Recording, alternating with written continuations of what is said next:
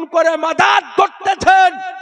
ওলামায়ে কেরামের কপাল দিয়ে যখন ঘাম বের হতেছে তো রওজায়ে আনোয়ারের ভেতর থেকে আমার আনিসে বেকাশা সাজ্জেদা কাউনমাকা বেচারুকে চারা বেশাহরুকে সাহারা ইয়াতিমুকে ওলি হাম গরিবকে হামি আমার রহমাতাল লিল আলামিন পয়গম্বর আল্লাহর বিখ্যাত ওলি সৈয়দ আলী হামদানি রাদিয়াল্লাহু আনহুকে লক্ষ্য করে বললেন, ওগো সৈয়দ আলী হামদানি, এখন পর্যন্ত হামদান শহরে বসে আছো আর ওইদিকে কাশ্মীরের বুকে আমার 40 জন ওলামায়ে কেরামের দল বিপদগ্রস্ত অবস্থায় আছে, আর হামদান শহরে থাকতে হবে না, এক্ষুনি কাশ্মীরের জমিনে পৌঁছে যাও। রব্বে কাবার কসম, কিতাব বলে যে সৈয়দ আলী হামদানি আলাইহির রহমান এক কদম ছিল হামদান শহরে, তো এক কদম ছিল ভারতের কাশ্মীরের জমিনে মুসলমান। এত আস্তে সুবহানাল্লাহ, আর একটু জোরে বলা যাবে না? নারায়ে তাকবীর, নারায়ে রিসালাত, মাসলাকে আলা হযরত উলামায়ে আহলে সুন্নাত। একটু সবাই দাঁড়িয়ে যান, একটু দাঁড়িয়ে যান।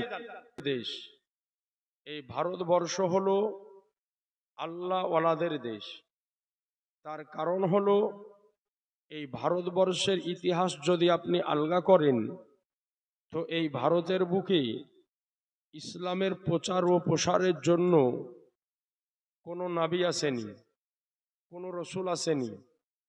এরপরেও আজ এই ভারতবর্ষের বুকে কোটি কোটি মুসলমান এবং তৌহিদ এবং রিসালাতের সাক্ষী দেনেওয়ালা মানুষ। এখন বিষয় হলো, যেই দেশে নবী আসলো না, যেই দেশে রসুল আসলো না, কালমার প্রচার করলেন না, এই দেশে এত কোটি কোটি মুসলমান হলো কিভাবে? আজিজানে মুহতারাম, এই ভারতবর্ষের বুকে ইসলামের দাওয়াত নিয়ে, কালেমার প্রচার ও প্রসার নিয়ে কমবেশ আজ থেকে 800 বছর পূর্বে আমার খাজায়ে খাজগান, রাজা হিন্দুস্তান, সুলতানুল হকুদ্দিন খাজা মাইনুদ্দিন চিশতি আজমিরি ও সঞ্জারি রাদিয়াল্লাহু তাআলা আনহু তিনি তাশরিফ নিয়ে এসেছিলেন এবং এই ভারতবর্ষের বুকে শিরক ও বেদাতকে নিরাসন করে দিয়ে মানুষের ঘরে ঘরে ইসলামের দাওয়াত দিয়ে আজ এই ভারতবর্ষের বুকে তিনারি বা দৌলতে আজ এই ভারতের বুকে কোটি কোটি মুসলমান হয়েছে, বলেন সুবহানাল্লাহ। আজি জানে মুহতারাম, যারা আল্লাহ ওয়ালা হয়, যারা আল্লাহর ওলি হয়, তিনাদের কর্ম হচ্ছে এটাই যে মানুষকে আল্লাহ এবং আল্লাহর রসুলের আজকে দিকে করে দেওয়া, আল্লাহ এবং আল্লাহর রসুল মুখী করে দেওয়া। আজ আমরা আল্লাহর ওলির দরবারে যাই, আল্লাহ ওয়ালার দরবারে যাই, তো কিছু মানুষ আমাদেরকে প্রশ্ন করে, যেখানে আল্লাহ আছে এবং আল্লাহর রসুল আছে, তো আল্লাহ ওয়ালা যারা আল্লাহর ওলির দরবারে, পীরের দরবারে আমরা কেন যাব? আজিজানে মুহতারাম, আপনার নিকটে আরজ করব যে আজ যিনারা আল্লাহ ওয়ালা হয়, যিনারা আল্লাহর নৈকট্য হাসিল করেছেন, আল্লাহর কুরবাত হাসিল করেছেন, মহান রব্বুল আলামিন নিজ পক্ষ থেকে তিনাদেরকে কিছু স্পেশাল পাওয়ার দিয়ে থাকেন। এ আজিজানে মুহতারাম, একটা সূক্ষ্ম ঘটনা আপনার নিকটে বর্ণনা করি। যেই ভারতবর্ষ স্বাধীনতা লাভ করেছে 15ই আগস্ট 1947 সালে, এটা আমরা সকলেই জানি, ঠিক কিনা? এটা আমরা সবাই জানি। কিন্তু এই 15ই আগস্টের 1947 সালের ভারত স্বাধীন হওয়ার পূর্বে 1 নয় 2 নয়, কমবেশ 200 বছর এই ভারতবর্ষের মানুষের উপরে, এই ভারতবাসীর উপরে ইংরেজরা 1 নয় 2 নয়, কমবেশ 200 বছর অমানবিক অত্যাচার করেছিল। এই ভারতের মানুষ 200 বছর তাদের অত্যাচারে অত্যাচারিত হয়ে জুলুমের শিকার হয়ে নিপীড়িত অবস্থায় সহ্য ও ধৈর্য ধারণ করেছিল। এই ভারতবর্ষের বুকে যখন ইংরেজদের শাসন আমল চলতেছিল, আমরা সকলে জানি যে আমাদের এই ভারতবর্ষে যতগুলি রাজ্য আছে তার মধ্যে একটা রাজ্যর নাম হচ্ছে কাশ্মীর। নাম শুনেননি? তার নাম হলো কাশ্মীর। তো এই কাশ্মীরের সরজমিনে ইংরেজদের শাসন আমল অবস্থায় একদল ওলামায়ে হাক্কানির দল ইসলামের প্রচার ও প্রসারের জন্য কাশ্মীরের সরজমিনে এসেছিল। কেন? ইসলামের প্রচার এবং প্রসার করার জন্য। এ আজিজানে মোহতারাম, এই একদল ওলামায়ে হাক্কানির দল যখন কাশ্মীরের জমিনে পদার্পণ করার পরে ইসলামের প্রচার ও প্রসার করতেছিল, হীন অবস্থায় ইংরেজ সরকার তাকিয়ে দেখলো যে আশ্চর্য ব্যাপার, একদল লম্বা জামাওয়ালা, লম্বা টুপিওয়ালা, লম্বা দাড়িওয়ালা মানুষ, তারা মানুষকে ইসলামের দাওয়াত দিতেছে আর দিনের পর দিন মানুষকে মুসলমান বানাতেছে। তো ইংরেজ সরকারের যত চেলা চামুন্ডা ছাড়া ছিল তারা তাদের সরকারের নিকটে যাওয়ার পরে আবেদন করলো যে আমাদের এই কাশ্মীরের জমিনে একদল লম্বা জামাওয়ালা, লম্বা টুপিওয়ালা মানুষ এসেছে কেন? ইসলামের প্রচার ও প্রসার করার জন্য। তারা বলল ইংরেজ সরকারকে যে শোনো, যদি এদেরকে আটকানো না যায় তাহলে হয়তো একদিন সমগ্র ভারতে মানুষ ইসলাম ধর্ম কবুল করে নিয়ে আমাদের ধর্ম নিরাসন হয়ে যাবে, আমাদের ধর্ম পৃথিবীর বুক থেকে, ভারতের বুক থেকে বিলুপ্ত হয়ে যাবে। তো ইংরেজ সরকার বলল যে আমি কি পদক্ষেপ নিতে পারি? তো তার চালা চামুন্ডারা বলল যে কাজ করেন, এই যে ওলামায়ে কেরামদের দল যারা ইসলাম প্রচার করছে এদেরকে সাজা দিতে হবে। তো সরকার বলল যে সাজা তো এমনি দেওয়া হবে না, সাজা যদি দিতে হয় তো কোনো একটা দোষ, কোনো একটা তাদের অন্যায় বের করতে হবে, তারপরে সাজা দেওয়া যাবে। বিনা দোষে তো কোনো মানুষকে এমনি সাজা দেওয়া যায় না। আজকে আমাদের দেশ বলেন, বাংলাদেশ বলেন, আপনার সিরিয়া বলেন, ফিলিস্তিন বলেন, বিভিন্ন জায়গাতে মানুষকে আজকে অত্যাচার করা হচ্ছে, বেশিরভাগ মুসলমানদেরকে। তো বিনা দোষে তো করতে পারছে না, কেন? একটা কোনো মিথ্যা দোষ সাজিয়ে দিচ্ছে, নাকি বলছেন? একটা মিথ্যা দোষ সাজিয়ে দিয়ে তার উপরে অত্যাচার করতেছে, তাকে জুলুম ও সিতামের শিকার হতেছে। তো বলল যে শোনো, কোনো মানুষকে এমনি বিনা কারণে সাজা দেওয়া যায় না, সাজা দিতে গেলে একটা দোষ বের করতে হবে।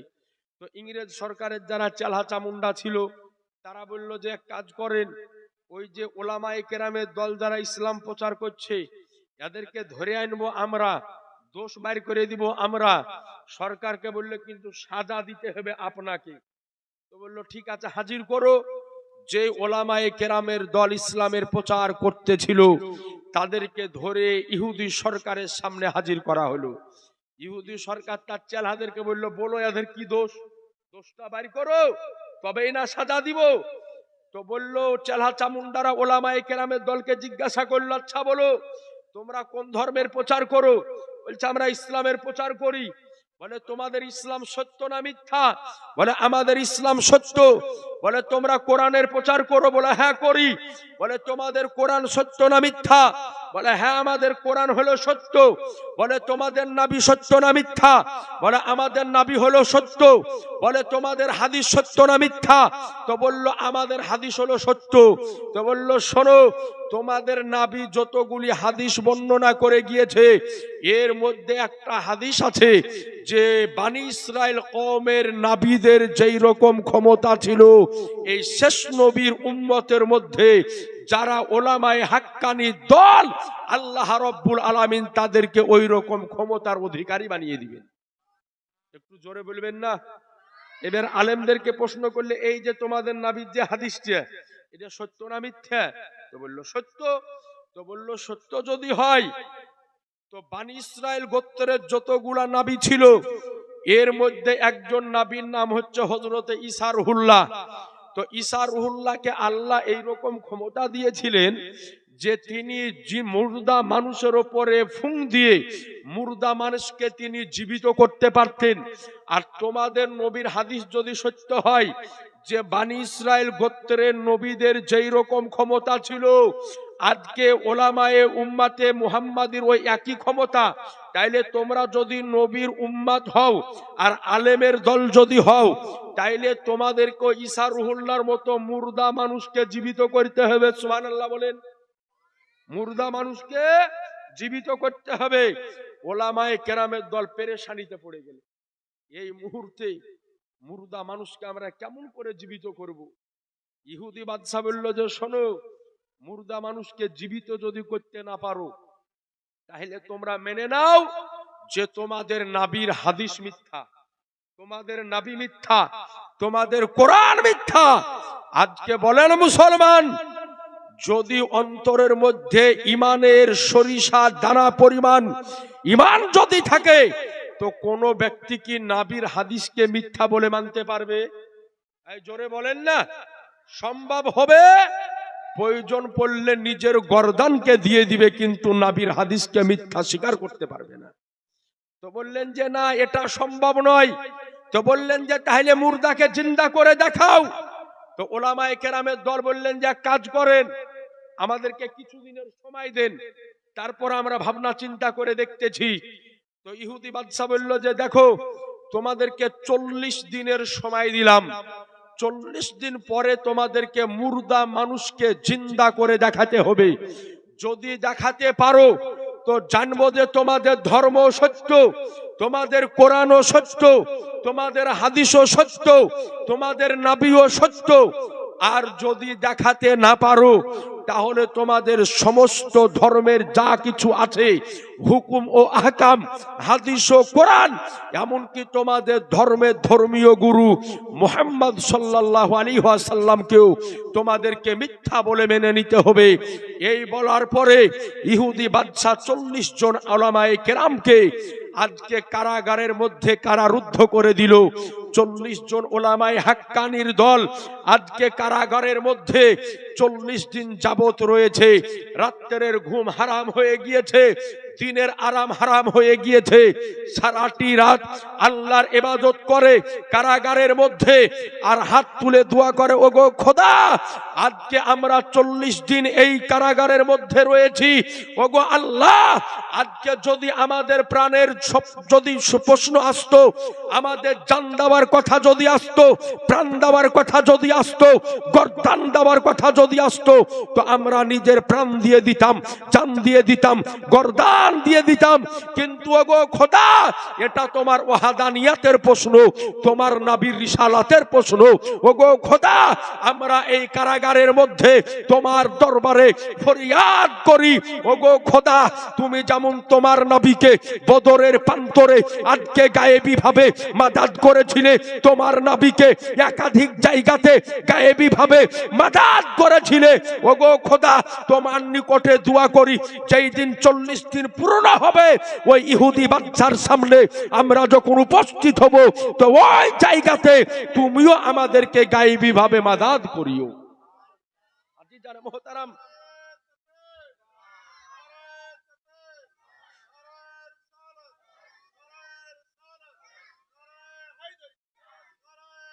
ইয়া আলী,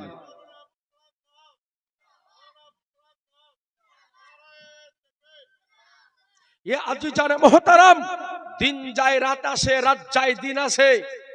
রসুলে কায়নাতে রওজা আনোয়ারের দিকে চেহারা করে উলামায়ে হাক্কানির দল আজকে হাত উঠিয়ে দোয়া করে, ইয়া রাসূলুল্লাহ, আজ আমরা এই জায়গাতে মুসিবতের মধ্যে পড়ে আছি, আমাদেরকে নিয়ে মুসিবতে নাই।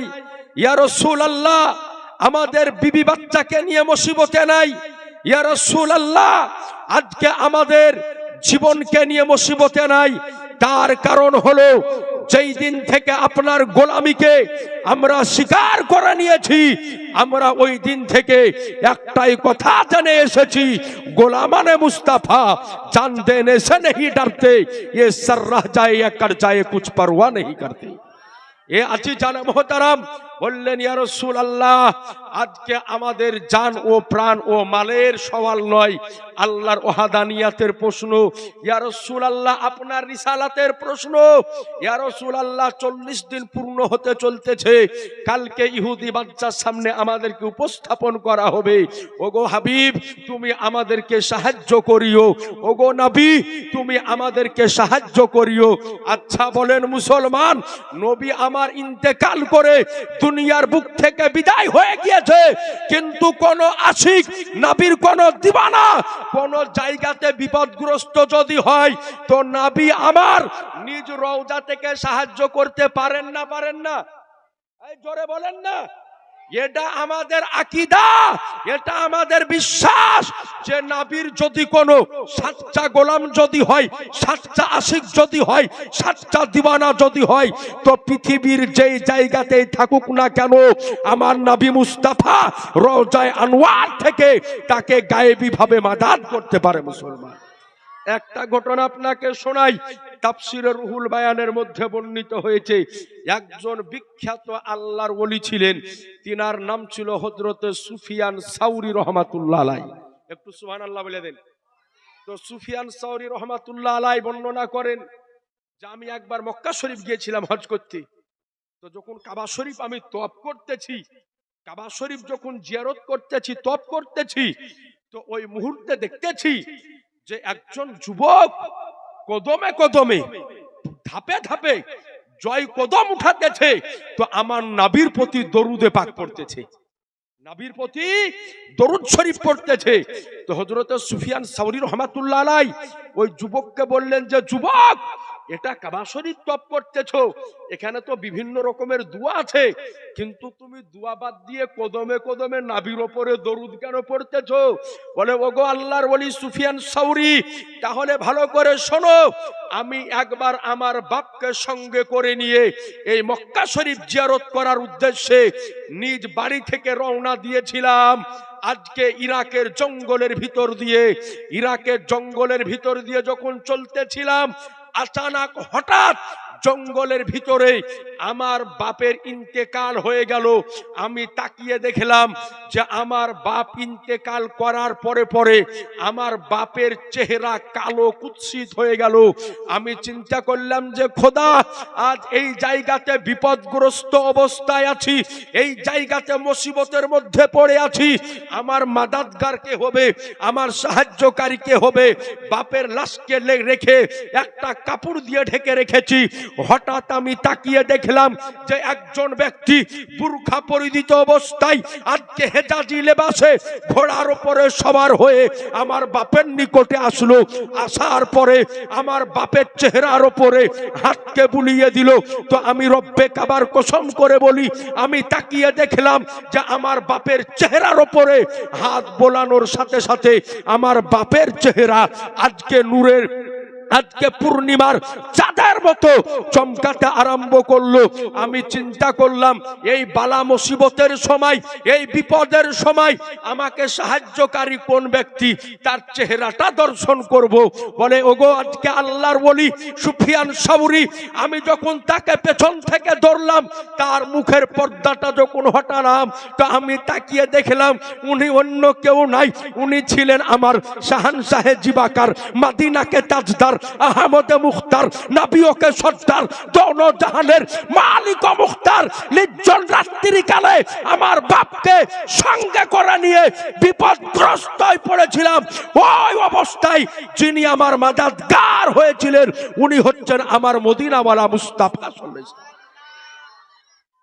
এ আজিজানে মুহতারাম, তো আমাকে নবী পাক বলতেছেন, ওগো শোনো যুবক, আজ এই জায়গাতে তুমি বিপদগ্রস্ত রয়েছো, আজকে এই জায়গাতে তোমার মাদাদগার হয়ে আমি উপস্থিত হয়েছি। এর কারণ হলো এটাই যে তোমার বাপের একটা সবচাইতে ভালো অভ্যাস ছিল যে প্রতিদিন রাত্রি বেলাতে বিছানায় ঘুমাতে যখন যেত, তো আমি নবীর ওপরে 1000 বার করে দরুদে পাক পড়তো। অতএব বোঝা গেল যে কোন ব্যক্তি যদি নবী মুস্তাফার উপরে দরুদে পাক যদি পড়ে তো বিপদের অবস্থায় যদি থাকে তো নবী মাদাদগার হয়। নবীর উপরে দরুদে পাক পড়লে বাড়িতে রহমত ও বরকত হয়। নবীর উপরে দরুদে পাক পড়লে বাড়ি থেকে অভাব দূর হয়। নবীর উপরে দরুদে পাক পড়লে আজকে হায়াত বৃদ্ধি হয়। নবীর উপরে দরুদে পাক পড়লে রিজিক বৃদ্ধি হয়। নবীর উপরে দরুদে পাক পড়লে বালা মুসিবত দূর হয়। নবীর উপরে দরুদে পাক পড়লে চেহারায় আজকে নূর চমকায়। নবীর উপরে দরুদে পাক যদি পড়া যায় তো নবী মুস্তাফা তার জন্য দুনিয়াতেও মাদাদগার হয়, আখিরাতেও মাদাদগার হয়।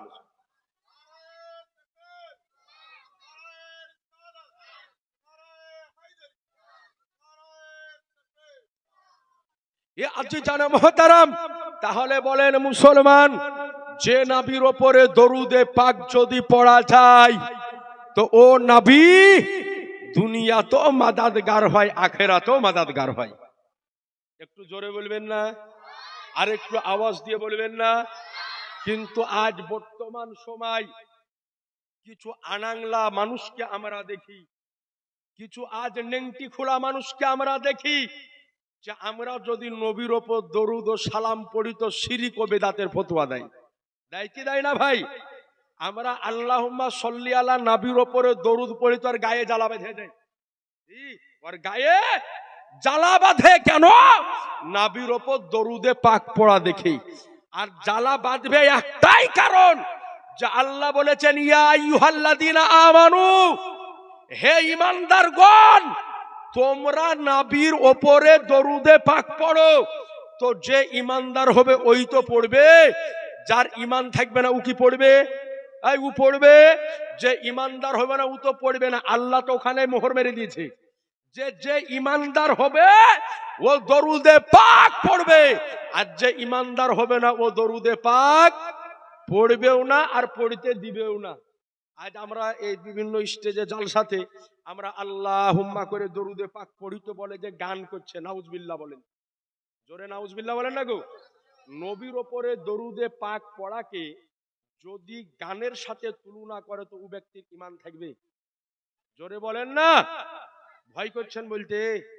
আরে যদি কোনো ওহাবি ধরে মুনাজারা করবা আমি আর হুজুর, আপনারা ভয় করছেন কেন? মুনাজারা করবা আমরা দুজনে, খালি একবার আসুক না, কিন্তু কোনোদিন তো আসে না। তো আমরা নবীর ওপরে দরুদে পাক পড়ি তো আমাদেরকে বলে যে গান করছে। বলেন মুসলমান, গান হচ্ছে হারাম। গান কি? তাহলে হারাম জিনিসের সঙ্গে নবীর দরুদের তুলনা যেই ব্যক্তি করবে আপনারা ভালো করে জবাব দেন যে ও ব্যক্তির ঈমান থাকবে? এই জোরে বলেন না? ও ব্যক্তির ঈমান থাকতে পারে না। আমরা সুন্নি মুসলমান, আমরা নবী প্রেমিক, ওলি প্রেমিক, গাউস প্রেমিক, কুতুব প্রেমিক মানুষ। আমরা দরুদ ও সালাম আগেও পড়েছি, এখনো পড়ছি, আর কিয়ামত পর্যন্ত পড়তে থাকবো।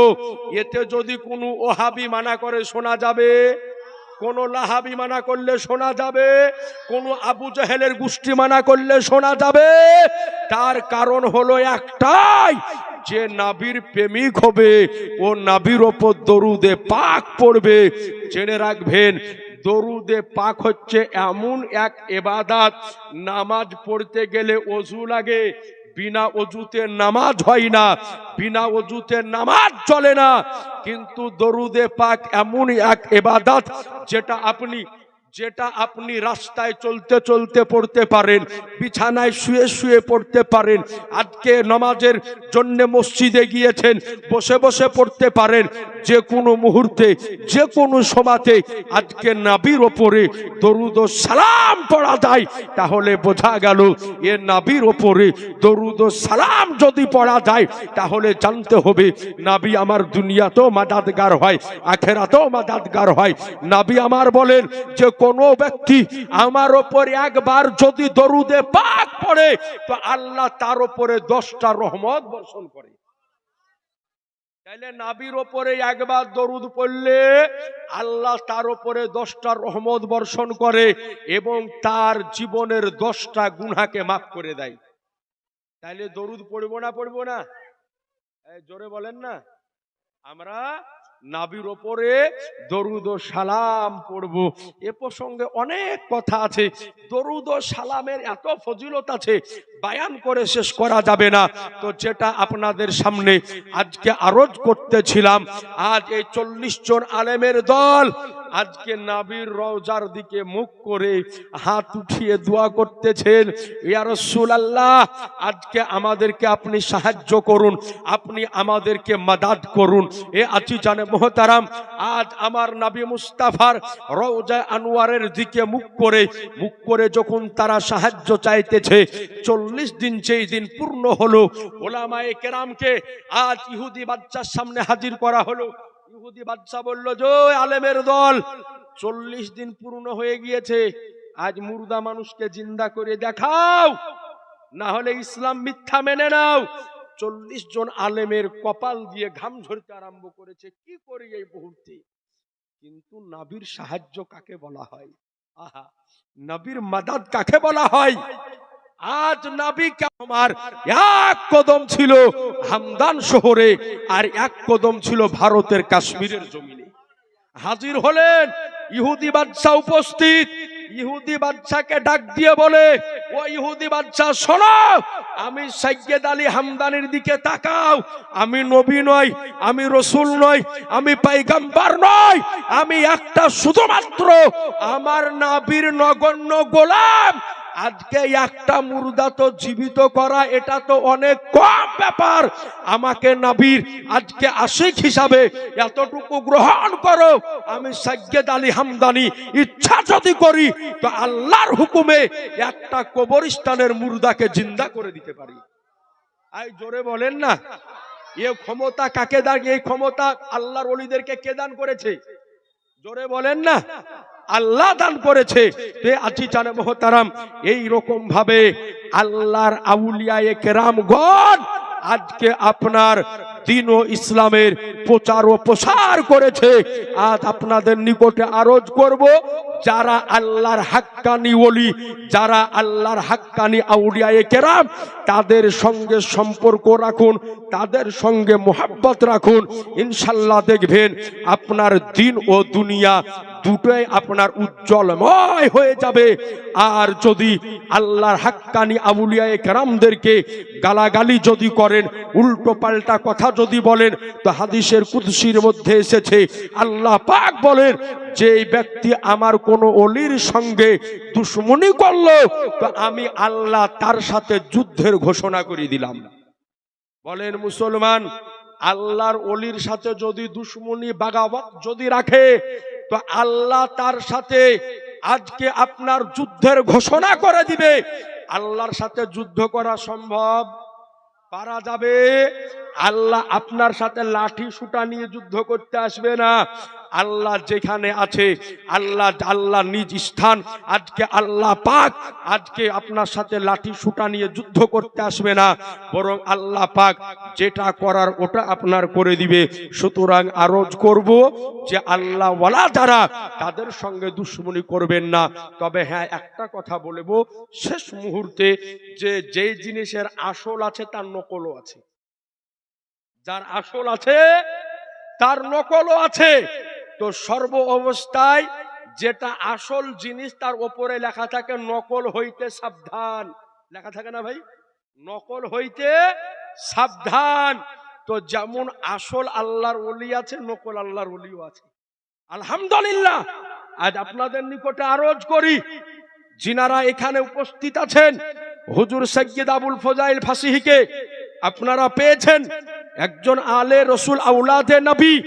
এক নয়, দুই নয়, একাধিকবার তিনার দরবারে আমি গিয়েছি।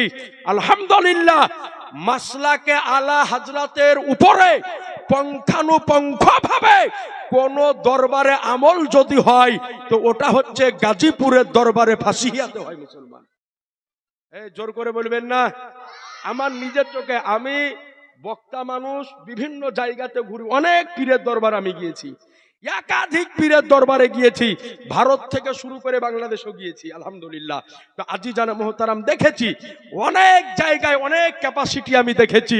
তো আলহামদুলিল্লাহ, দরবারে ফাঁসিয়ে এমন একটা দরবার যেই জায়গাতে মাজারে চাদর চড়া থেকে নিয়ে শুরু করে সালাত ও সালাম পর্যন্ত আমার আলা হাজরাতের মসলার উপর অনুসরণ করা হয়। এত আস্তে আওয়াজ দিবেন, আরো জোরে আরো জোরে। তবে একটা কথা বলি, আল্লাহর ওলিদের কাজ হচ্ছে মানুষকে আল্লাহ এবং আল্লাহর রসুল মুখী করে দেওয়া, আল্লাহ ও আল্লাহর রসুল মুখী করে দেওয়া। তবে আজকে আমাদের মধ্যে কিছু নামধারী এইরকম দরবার আছে যে দরবার থেকে জান্নাত বিক্রি হয়। কথা বুঝতে পারেননি? জান্নাত বিক্রি হয় বলে বাবার হাতে হাত দিয়ে বায়াত হয়েছি, আমার আর নামাজ লাগবে না, জান্নাত পাইয়ে নিব। বাপের ঘরের জান্নাত এত তাড়াতাড়ি পাওয়া যায়? আল্লাহর ওলিরা আপনাকে জান্নাত দিবে না, জান্নাতে যাওয়ার রাস্তা দেখিয়ে দিবে। সুবহানাল্লাহ বলেন না? আল্লাহর ওলিরা আপনাকে জান্নাতে যাওয়ার রাস্তা দেখিয়ে দিবে। তো একটা জিনিস নিজের মধ্যে অ্যানালাইসিস করে নেবেন, যে আল্লাহওয়ালা জান্নাতে যাওয়ার রাস্তা দেখিয়ে দেয় উনি হচ্ছেন আসল, আর যে আল্লাহওয়ালার নাম দিয়ে সেজে আজকে আপনাকে জান্নাতি বলে ঘোষণা করে দেয় উনি হচ্ছে নকল। কথা মনে বুঝতে পারেননি? তাহলে আপনাকে জেনে রাখতে হবে, আল্লাহর ওলিগণ আপনাকে জান্নাতে যাওয়ার পথটা ধরিয়ে দিবে যে বাবা আমার হাতে হাত দিয়ে বায়াত হয়েছো, এ হচ্ছে জাহান্নামের রাস্তা, এ হচ্ছে জান্নাতের রাস্তা। দুটোর মধ্যে যেটা তুমি তাই করবে, করে নাও।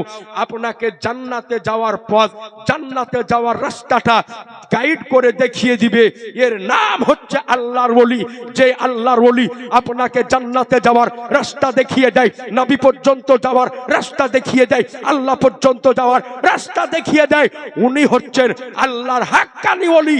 আর যেই পীরের নামে পীর সেজে আজকে দরবারে বসে বসে মানুষের পকেট থেকে টাকা চুরি করে নেয় আর বসে বসে জান্নাত বিক্রি করে, ও কোনোদিন আল্লাহর ওলি হতে পারে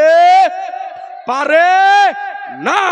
সুতরাং জেনে রাখতে হবে, আমরা আল্লাহর ওলির দরবারে যাব, আল্লাহর ওলির কাছে যাব, আল্লাহ আল্লাহর রসুলকে পাওয়ার জন্য জোর করে বলে দেন।